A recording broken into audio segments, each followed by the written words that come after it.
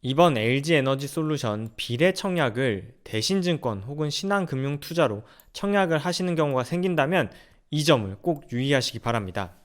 안녕하세요. 주식유치원 야너주의 김파고입니다.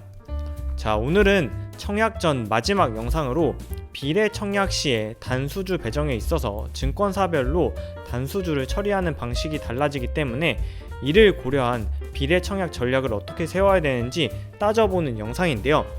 결론부터 말씀드리면 대신증권과 신한금융투자에서는 꼭 이 점을 유의해야 합니다. 자, 비례 배정에 있어서는 단수주가 발생할 수밖에 없는데요.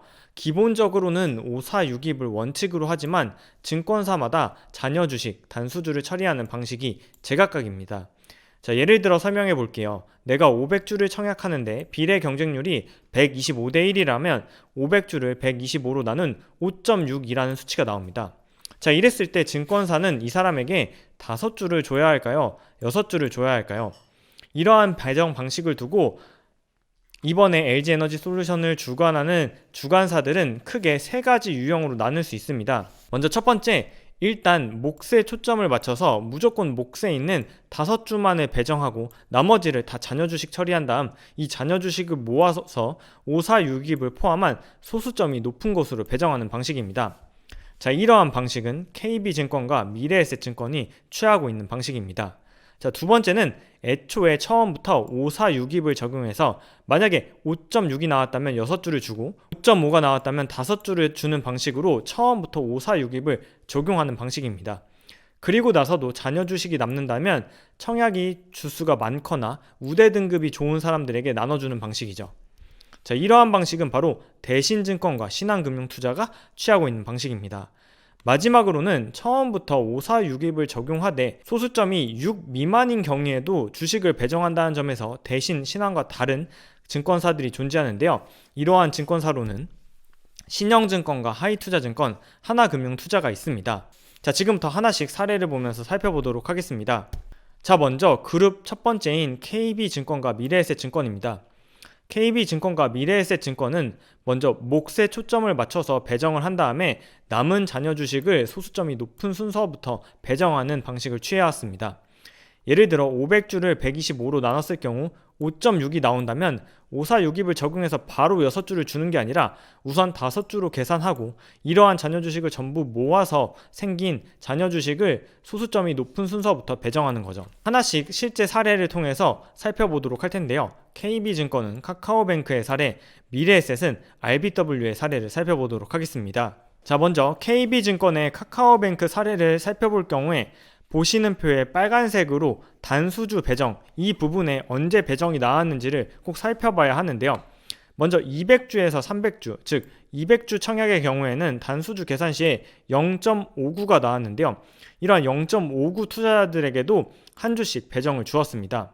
또한 KB증권의 600주와 700주 청약을 살펴보면 600주 청약이 소수점이 1.81이 나왔는데요. 이 사람한테 처음에는 한 주를 배정하고 0.817을 계산해서 추가적으로 한 주를 배정한 거죠.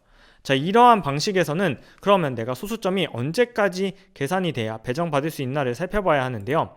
이러하기 위해서 KB증권의 카카오뱅크 당시에 소수점을 내림차순으로 해서 추가 배정을 살펴보면 이번 카카오 배정에 있어서는 소수점이 0.5에서 0.48 사이까지도 배정이 된 것으로 확인됩니다. 자, 두 번째, 미래에셋증권의 RBW 역시 이와 같은 방식으로 배정이 되는데요. 화면에 보시는 표에 빨간색 표가 추가 배정이 된 수량인데요. 이 추가 배정된 수량이 언제 받는지를 살펴보면 3400주에서는 추가 배정을 못 받았는데 3600주에서는 추가 배정을 받았습니다. 3400주는 0.46, 3600주는 0.49였죠. 하지만 0.49에서 전부 다 배정받은 건 아니고요. 26%의 확률로 배정받았는데요. 이렇게 미래에셋증권도 예를 들어 숫자가 1.6이나 1.69, 1.82와 같은 수량이 나왔을 때 먼저 몫에 해당하는 한 주만 배정을 하고 나서 추가적으로 한 주를 배정하는 방식으로 진행한 것을 확인할 수 있습니다. 따라서 이 미래에셋증권도 소수점이 어디까지 배정이 됐는지를 내림차순으로 놓고 살펴보면 미래에셋증권의 소수점은 바로 0.49까지는 100% 배정이 완료됐고 0.48에서 45 될 때 배정을 못 받은 것을 확인할 수 있죠. 자, 결국 KB증권 카카오뱅크에서는 소수점 0.49까지 비례 배정 한 주 단수주를 더 받았고, 미래에셋 RBW 역시 0.49까지 단수주 한 주를 배정받았습니다. 즉 KB증권과 미래에셋증권은 몫에 초점을 맞추고 일단 배정한 다음에 남은 잔여 주식을 소수점이 높은 곳으로 배정하는 방식을 취하죠. 그렇다면 우리는 여기서 어떤 시사점을 얻을 수 있냐? LG에너지솔루션 청약할 때 5462이 기본 원칙이라 하더라도 6 미만에 내가 청약을 했다 하더라도, 내가 청약한 수량이 소수점 6 미만이 되더라도 단수주가 많이 남는다면 배정을 받을 확률이 존재한다는 뜻입니다. 자, 두 번째 그룹은 대신증권과 신한금융투자인데요. 대신증권과 신한금융투자는 처음부터 5462을 칼같이 적용합니다. 즉 소수점이 6 미만이라면 한 주도 배정을 못 받는 거죠. 예를 들어 내가 500주를 청약했을 때 5.60이 나온다면 처음부터 6주로 계산을 해주지만, 만약 이 수치가 5.5가 나온다면 6주가 아니라 5주를 무조건 배정받게 되는 거죠. 즉 0.6 이상이면 한 주를 주고 0.6 미만이면 0주로 처리하는 것을 뜻합니다. 이러한 대신증권과 신한금융투자도 사례를 하나씩 살펴볼 텐데요. 대신증권의 트임 사례, 그리고 신한금융투자의 ITI즈 사례를 살펴보도록 하겠습니다. 대신증권의 트임 사례를 살펴보면 보시는 표에 빨간색이 추가 배정인데요. 사실 대신증권은 처음부터 청약 주수를 비례 경쟁률로 나눈 수량이 처음부터 5462을 적용합니다. 2500주를 청약했을 때 소수점이 0.55라면 한 주도 배정을 받지 못하는 반면에 3000주를 청약해서 소수점이 0.66이라면 한 주를 배정하죠. 이와 같은 모습은 청약 단위 내내 볼 수 있는데요. 7000주를 청약해서 1.54가 나왔다면 한 주만 배정받지만 8000주를 청약해서 1.76이 나왔다면 두 주를 배정받게 되는 셈입니다. 자, 이렇게 처음부터 목과 나머지에 대해서 5462을 철저히 배정하면 단수주가 많이 나오지 않는데요. 자, 이러한 대신증권의 트임은 잔여 주식이 결국에는 7207주가 나왔는데요. 이 7207주를 최대 청약자부터 순차적으로 배정했습니다. 결국 이러한 상황에서는 잔여 주식이 많이 나오지 않기 때문에 청약 단위가 높은 사람들한테 배정을 더 많이 한 거죠. 같은 방식을 적용하는 신한금융투자도 이와 논리가 똑같습니다. 내가 만약에 ITI즈에 1500주를 청약했다면 소수점이 1.26이 나오는데요. 이럴 경우에는 비례 배정으로 한 주만 배정받지만 2000주를 청약해서 소수점이 1.687이 나오면 두 주를 배정받게 됩니다. 이러한 5462은 철저하게 지켜지는데요. 3000주를 청약했을 때는 2.530이 나와서 두 주만 배정받았지만 3500주를 청약하면 2.95가 나와서 세 주를 청약받게 되죠. 이렇게 처음부터 5462을 철저하게 적용하면 ITI즈의 경우에도 잔여 주식이 2143주밖에 나오지 않았는데요. 신한금융투자는 이러한 2143주를 우량 고객을 대상으로 배정 수량의 가중치를 둬서 무작위 추첨했다고 밝혔습니다. 결국 요약하면 대신증권과 신한금융투자로 비례 청약을 한다면 5462을 꼭 지켜야 한 주를 받을 수 있다는 점을 유의해야 합니다. 자, 마지막 그룹은 신영증권, 하이투자증권, 하나금융투자인데요. 먼저 신영증권, 하이투자증권, 하나금융투자는 배정 주식수가 많지 않아서 비례 배정 청약을 고려하는 분들이 많지 않을 것으로 보이나 단수주를 배정하는 방식이 깔끔하지 않고 탄력적인 모습을 보이고 있습니다.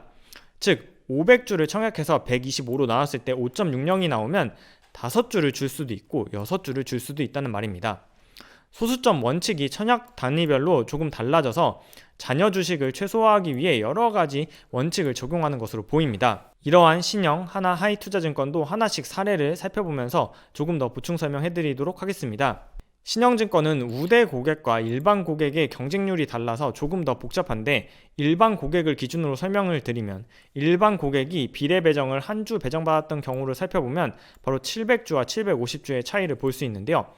750주를 청약했던 사람은 경쟁률이 소수점 0.38이었는데 비례 배정 한 주를 받았고, 700주를 청약해서 0.35가 나왔던 사람들은 한 주를 배정받지 못했습니다. 유일에너테크를 6500주 청약한 사람이라면 3.326이 나와서 3주를 배정받았지만 7000주를 청약한 사람은 3.528이었는데도 불구하고 4주를 받았습니다. 즉 신영증권 역시 5462을 원칙으로 하지만 잔여 주식이 최소화되도록 하기 위해서 소수점 원칙을 탄력적으로 적용한다고 확인할 수 있습니다. 같은 방식을 적용하는 하나투자증권의 비트9 사례를 살펴보면 450주와 500주, 600주를 청약했을 때 각각 소수점이 0.38과 0.423, 0.508이었는데요. 0.423까지는 한 주를 배정받았던 반면에 0.38의 경우에는 한 주도 배정받지 못하는 것을 확인할 수 있었고, 이러한 수치는 17,000주를 청약했을 때 14.406이 나왔음에도 불구하고 15주를 배정받았다는 점에서도 확인할 수 있습니다. 또한 하나투자증권의 비트9은 최종 비례 배정 후에 잔여 주식수 1000주는 5만 주 단위에서 무작위 추첨으로 배정됐다는 점에서 만약에 이러한 방식으로도 잔여 주식이 생긴다면 청약을 가장 많이 한 사람들에게 무작위로 한 주씩 더 준다는 점을 확인할 수 있었습니다. 마지막으로 하이투자증권의 이노뎁 역시 450주, 500주, 600주, 700주를 청약한 사람들을 살펴보면 600주를 청약했을 때는 0.47이 나와서 한 주도 배정을 받지 못했지만 700주를 청약했을 때는 0.55에도 불구하고 한 주를 비례 배정 받은 것을 확인할 수 있고, 이러한 점은 3200주, 3400주, 3600주를 청약했을 때 3200주가 2.54여서 두 주를 배정받았지만 3400주의 경우에는 2.7로서 546이 원칙을 넘어섰음에도 불구하고 비례 배정으로 두 주를 받았습니다. 반면에 3600주를 청약해서 2.86이 나온 경우에는 3주를 배정받았기 때문에 앞서 살펴본 이 세 증권사는 546입의 원칙이 조금 탄력적으로 적용돼서 정확하게 546입이 무조건 받는다 안 받는다라고 구분하기 어려운 특징을 띠고 있습니다. 신영증권, 하나투자증권, 하이투자증권은 546입을 적용하지만 소수점 6 이하에서도 배정이 되는 모습을 보였고, 하이투자증권은 6 이하에서도 받지만 몫이 1 이상인 경우에는 소수점이 6 이상이어도 한 주를 추가적으로 배정받지 못하는 모습을 보이기도 했습니다. 자, 이렇게 하나하나 세세히 따지다 보면 너무나 복잡해지기 때문에 내일과 내일 모레 청약을 위해서는 이 한 가지만 기억하시면 될 것 같습니다.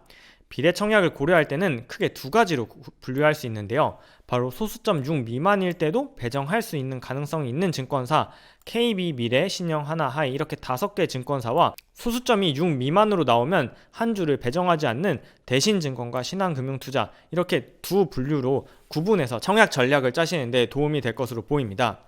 즉 KB증권, 미래, 신영, 하나, 하이투자증권은 소수점이 6 이하라도 한 주 배정 가능성이 존재하지만 내가 만약 대신증권이나 신한금융투자에 청약을 한다면 소수점이 6 미만이면 한 주를 추가적으로 배정받지 못한다는 점을 꼭 유의해서 청약 수량을 결정해야겠죠. 따라서 지난 1월 9일 영상에서 비례 청약 노하우인 546입을 꼭 지켜야 하는 증권사는 바로 대신증권과 신한금융투자입니다. 비례 청약 잔여 주식 배정 뭐가 이렇게 복잡한가 생각이 드신다면 청약 수량 자체를 여유롭게 청약하시는 것이 가장 쉬운 방법입니다. 자, 이런 것 저런 것 다 따지기 싫고 내가 KB증권이나 미래에셋, 신영, 하나, 하이투자증권 이 5개 증권사 중에 하나로 비례 청약을 하게 된다면 내가 청약 가능한 만큼 투자금으로 여유 있게 소수점에 집착하지 않고 청약을 하면 됩니다. 그런데 내가 비례 경쟁률을 보아하니 대신증권이나 신한금융투자로 청약을 할 것 같다. 그런데 투자금이 제한적이라면 이러한 상황에서는 대신증권과 신한금융투자는 꼭 소수점 계산을 철저히 해야만 한 주를 배정받을 수 있다는 점을 유의해서 청약 의사결정을 진행하시면 됩니다. 자, 늘 말씀드리지만 본 영상은 공모주 청약 권유가 아니라는 점, 결국 투자 판단의 최종 책임은 투자자 본인에게 있음을 알려드립니다. 결국 대신증권이나 신한금융투자는 소수점이 0.6 미만일 때 최근 공모주 사례에서 비례 배정을 한 주 추가적으로 배정받지 못했다는 점을 잘 유의해서 비례 청약 전략을 세워야겠습니다. 또한 나머지 증권사 KB부터 미래, 하나, 하이, 신영증권의 경우에는 소수점 0.6 미만이어도 무조건 배정받는다가 아니라 단수주가 많으면 배정을 받을 수도 있다라고 생각하시면 되는데요. 다만 그 소수점이 0.3 이하로 내려간다면 받을 가능성이 거의 희박하다는 점도 고려해야 하기 때문에 결국 소수점이 높을수록 내 한 주 배정 확률을 높인다는 사실을 기억하시면 되겠습니다. 자, 오늘은 LG에너지솔루션 비례 청약 배정 원칙을 증권사별로 따져서 내일과 내일 모레 있을 LG에너지솔루션 비례 청약의 전략을 세우는데 조금이라도 도움이 되셨으면 좋겠습니다. 자, 오늘 영상도 도움이 되셨다면 채널 구독, 영상 알림 설정 부탁드릴게요. 저는 다음 영상에서 다시 인사드릴게요. 그럼 다음 영상에서 만나요. 안녕.